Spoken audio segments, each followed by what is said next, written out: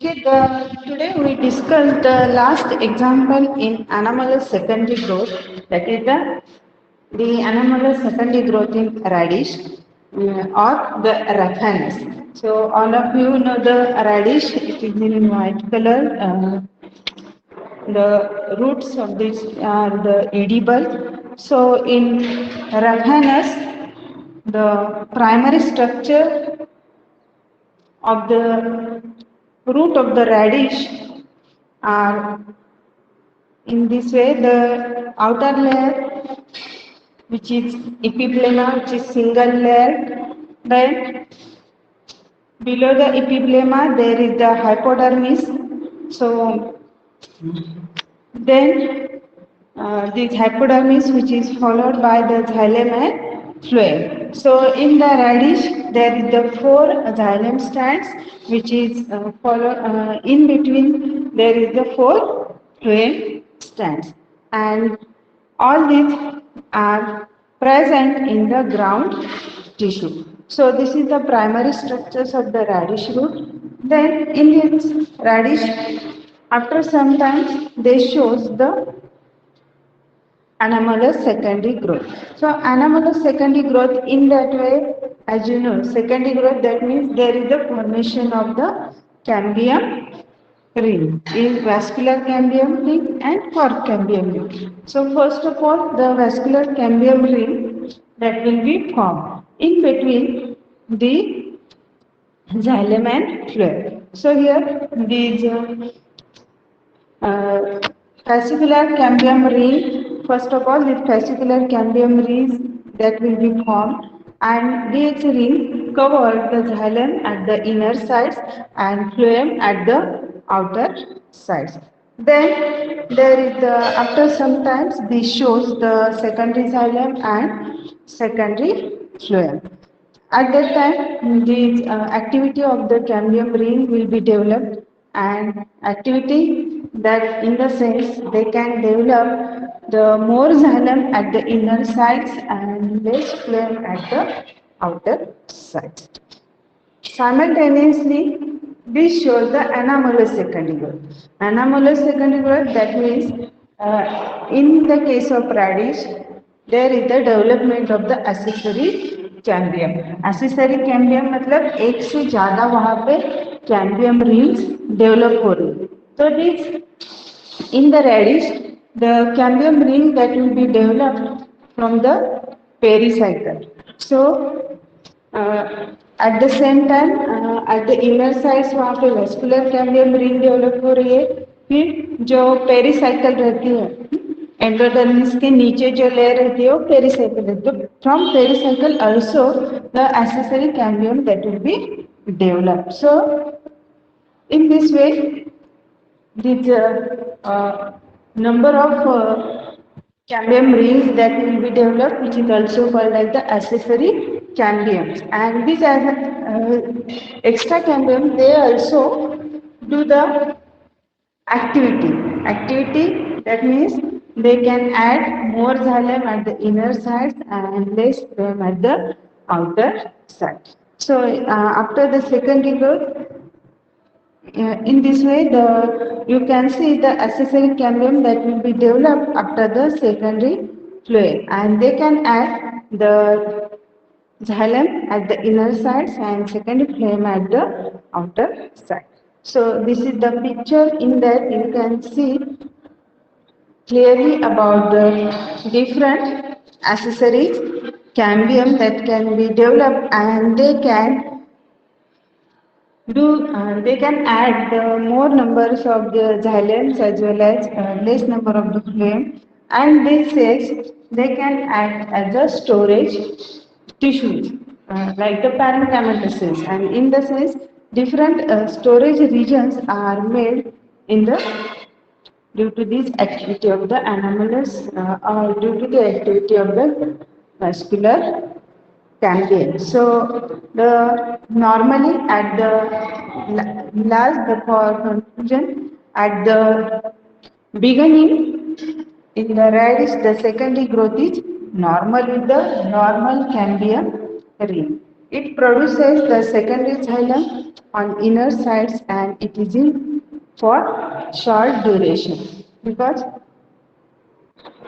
normally at the beginning stage they show the vascular cambium ring for the short time. After some simulations activity of the vascular cambium, the number of vascular cambium rings that will be developed, and that accessory cambia that can be developed from the pericycle and the phloem. So here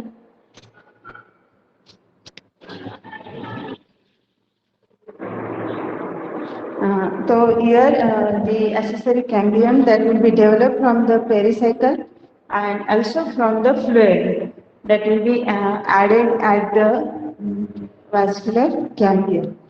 Then all accessory cambium rings, they can active simultaneously, and each cambium adds the more amount of the xylem parenchyma and few vessels on the inner sides, while less number of phloem on the outer side. So there is the addition of the more xylem at the inner side, and instead of xylem, they can add some xylem parenchymatous cells and less number of phloem on the outer sides. Then the xylem parenchyma, after growth of the xylem parenchyma, they can act as a storage tissues, and later the cells surrounding the xylem vessels proliferating and forming the cambium strip around them. So after some times, then these xylem vessels, they will be forming the strip-like structure. You can see in the figure. So these cambial strips give rise to the secondary vascular tissue and consisting of more storage of the parenchyma. So these cambium strip that can be give rise to a secondary vascular tissue consisting the more storage of the parenchymatous strip. So ultimately the storage region that will be increased in the radish. So this abnormality in the position and behavior of the cambium,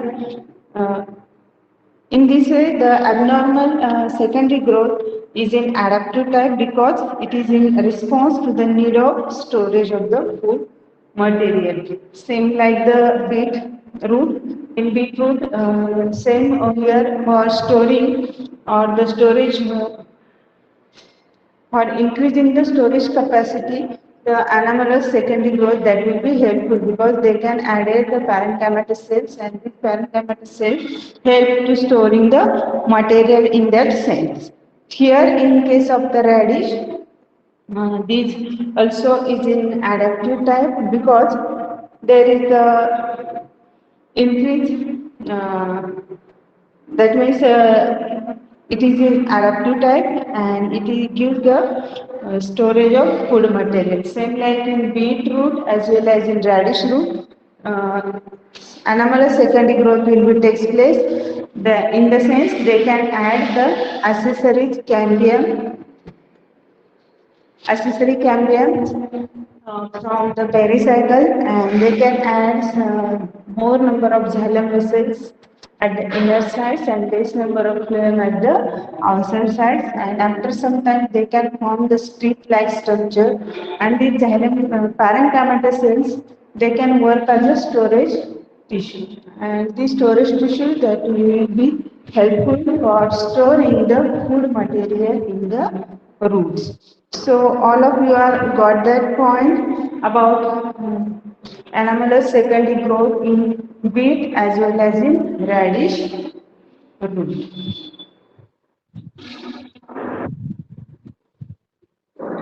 So here you can see in this picture there is the in between the anomalous cambia that can be developed, and due to this anomalous cambia the storage region of that root will be increased, and ultimately if the storage region will be increased, the food material which are present in that plant organs that will be ultimately increases. जो plant की जो storing capacity है, storing capacity यहाँ पे बढ़ जाती है, इसलिए in this plant beet and radish roots the anomalous secondary growth is adaptive type. Adaptive that means वहाँ पे कुछ एडाप्टेशन चेंजेस वहाँ पे उस प्लांट्स में हमें नजर आते हैं. तो यहाँ पे root, beetroot as well as in radish, the adaptive type of anamular secondary growth will be takes place.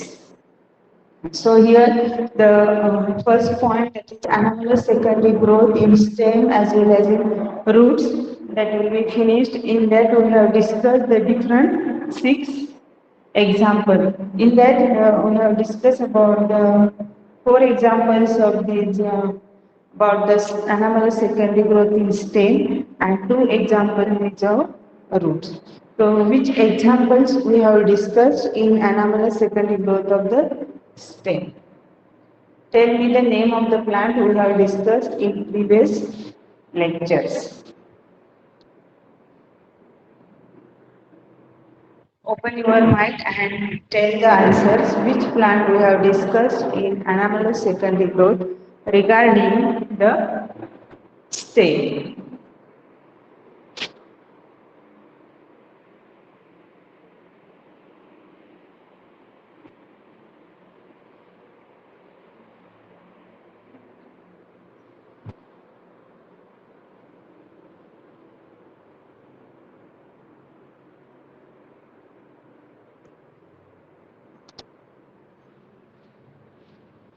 Which example we have discussed here?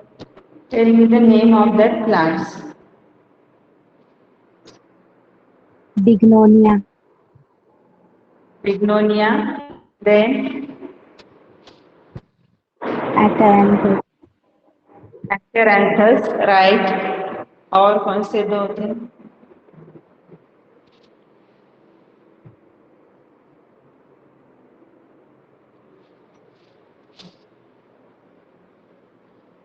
Aristolochia. कौन सा?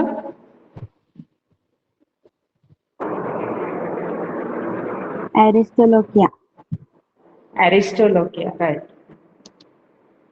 और कौन से दो थे? ड्रासेना, राइट. और Salvadora. Salvador, right. So here, regarding the stem, we have discussed the 5 different plants, and in that we have seen the adaptive as well as non-adaptive type of anomalous secondary growth. And regarding the roots, we have discussed about the beetroot and radish.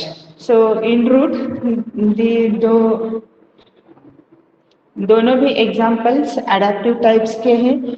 और जो हमने stem देखा, stem में कुछ plant में हमें adaptations नजर आते हैं, that is in adaptive type, और कुछ प्लांट है वो नॉन एडेप्टिव टाइप हमें दिखेंगे. तो I hope all of you are understand this point, anomalous secondary growth.